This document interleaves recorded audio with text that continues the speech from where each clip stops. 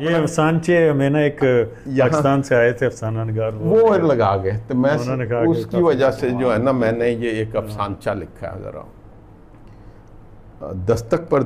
ये आजकल के पस मंज़र में देखिएगा, जो आजकल का दस्तक पर दरवाज़ा खोला तो सामने दरमियानी उम्र का बारिश शख्स खड़ा था। कद दरमियाना था और दाढ़ी खसाब से स्याह की गई थी, मगर रंग छुपाने की कोशिश के बावजूद दाढ़ी के बालों के सिरों से सफ़ेदी अपना रंग जाहिर कर रही थी।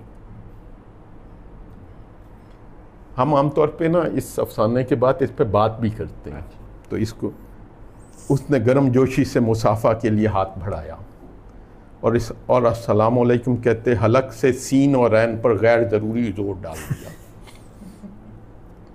मेरा नाम शहजाद है, मगर आप मुझे अब्दुल्ला कह सकते हैं।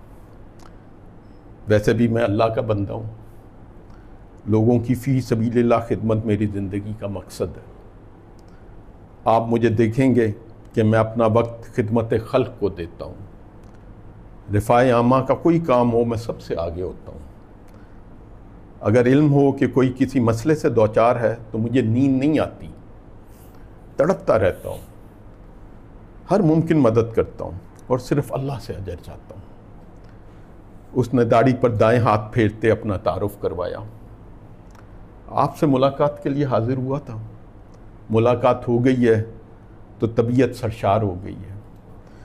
वैसे भी अगर दो शख्स सिर्फ अल्लाह के लिए मिलें तो सुना है कि उनके जुदा होने से पहले उनकी बख्शिश हो जाती है। हाँ, आपको बताना था कि अगले हफ्ते कौंसलर के इंतखाबात हैं। मैं उम्मीदवार हूँ, आपने मुझे ही वोट देना है। मेरा नाम ना भी याद रहे तो मेरा इंतखाबी निशान याद रखिएगा। मेरा इंतखाबी निशान लूमड़ है।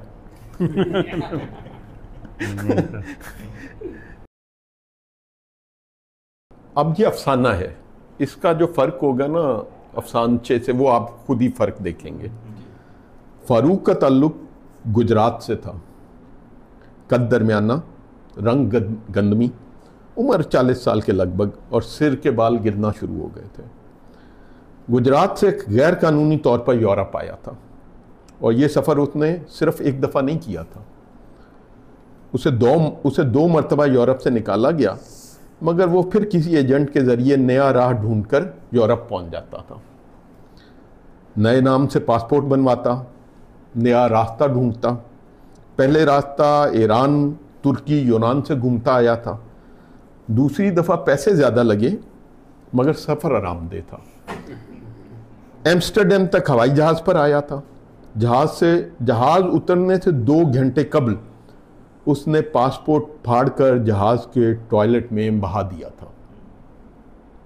उसे इल्म था कि बेशनाख्त आदमी की शनाख्त होने में बड़ा अरसा लगता है। वाह। हर आमद पर उसने 5 साल खींच खांच कर निकाल लिए थे। पहली दफ़ा उसकी सियासी पनाह की दरख्वास्त पीपल पार्टी के जाले के तौर पर थी। दूसरी दफ़ा वो MQM का रुकन था। अब तीसरी दफ़ा वो मजहबी कार्ड के इस्तेमाल कर रहा था। मुझे कहने लगा, बाऊ, हम जैसों के लिए पाकिस्तान अल्लाह की रहमत है। हमें मुल्क पढ़ा नहीं सका, मगर कोई ना कोई कत्लो गारत का लांजा खुला रहता है। हमारी पनाह की दरखास्तों की बुनियाद बनी रहती है।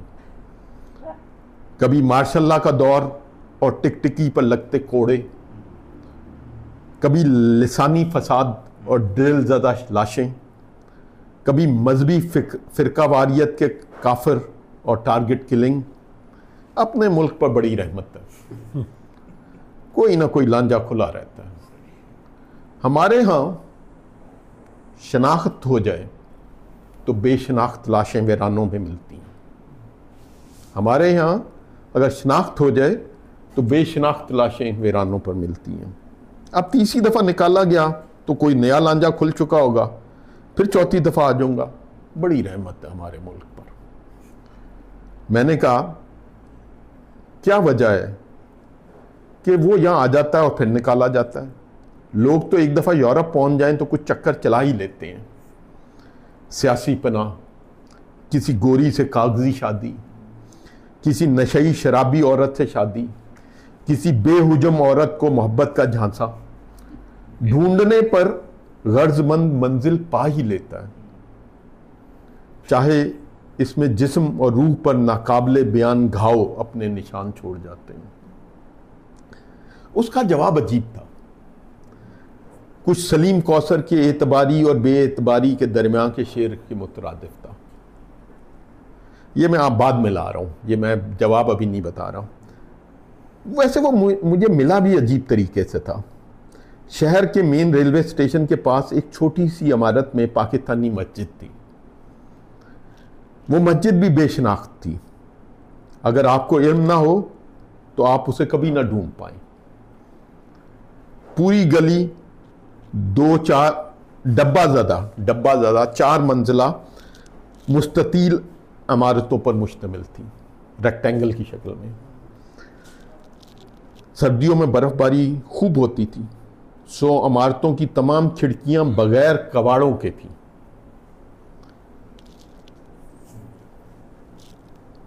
खिड़की के 2 खाने होते, निचला 1 फुट का डबल शीशा जो 4 से 5 फुट चौड़ाई खिड़की के लिए फिक्स हो जाता, और ऊपर के खाने में उसी चौड़ाई का 4 से 5 फुट ऊंचाई का डबल शीशा ऊपर के जानिब ऐसा कबाड़ रखता कि खिड़की बमुश्किल कुछ इंच निचली जानिब से बाहर की तरफ खुलती।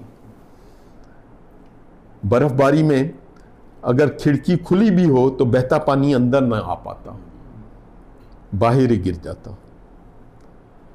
इंसान के अंदर की खिड़की ऐसी हो तो बाहर जैसा भी तूफान हो इंसान बेमुरव्वत रहता है। एहसास की खिड़की के लकड़ी के कबाड़ होने चाहिए, बंद भी हो तो कबाड़ों से कुछ हवा अंदर आ जाए, कुछ ख्याल, कुछ तरावत, कुछ हरियाली ज़ात में नमी देती रहे। मस्जिद का रास्ता रेड लाइट एरिया से जाता था। नमाज को पैदल जाएं तो मर्जी थी कि निगाह नीची रखें या उस दुनिया को भी देख लें जो मतवाजी मौजूद है, कहीं छुपी कहीं खुली, मगर उस राह में वो आश्कार थी, एलानिया जाहिर, खुले गलों, मुख्तसर निकरों और इंतजार करती निगाहों के साथ फाश थी। मस्जिद की इमारत के सामने पहुंचे तो सामने एक थड़ा था जिस पर बाएं जानिब से 3-4 फुट चौड़ाई की 4 सीढ़ियां ऊपर चढ़ती थीं। सीढ़ियां जिन पर लगी सुरमई टालों के कोने टूट चुके थे, बाद जगह से टुकड़े उतर चुके थे। लंबी टूटी लकीरें एक कोने से दूसरे तक जाती नजर आती थीं, वो लकीरें जिनमें वक्त ने मिट्टी भर दी थी, ऐसी मिट्टी जो सीमेंट की मानंद जम चुकी थी, जितना भी खुरचना हो ना उतरे। इन सीढ़ियों के साथ लगे रेलिंग का स्याह रंग जगह जगह से उतर चुका था, वो रंग जिस पर कई हाथों ने अपनी लकीरों को मस किया था।